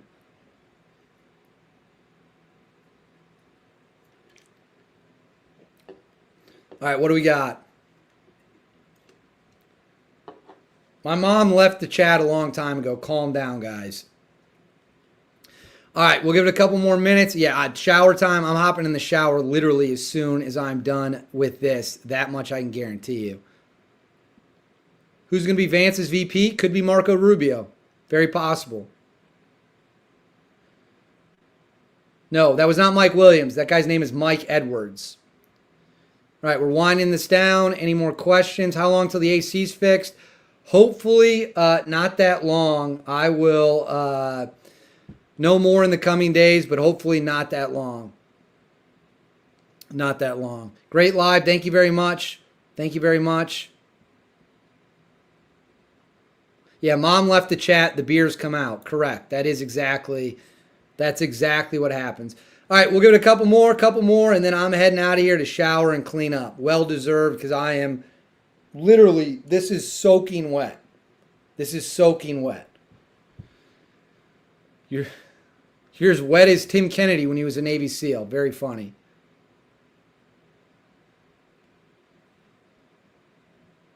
All right, everyone, please make sure. Okay, this is a good question. What do you think about the bunker busters? I think they worked. I think the leaked report was incorrect. I think Fordo got hit pretty hard. I think they worked. Everyone, please make sure, if you're still here, please make sure to like the video so that we can help boost it as much as we can. And it's huge. Make sure to subscribe. Please, please, please subscribe if you can. It's huge. And I love doing this. I'll hopefully see y'all next Tuesday again. We'll have plenty of videos between now and then on like the regular stuff we talk about. But yeah, hopefully my AC is fixed by then. Won't know for sure until we know. But that's where we're at. So I'll see y'all next time. I'm going to head out. Like and subscribe. I'll see y'all next time, hopefully Tuesday, for another one of these. Plenty of videos. In the meantime, you all have a great time. You guys are rock stars.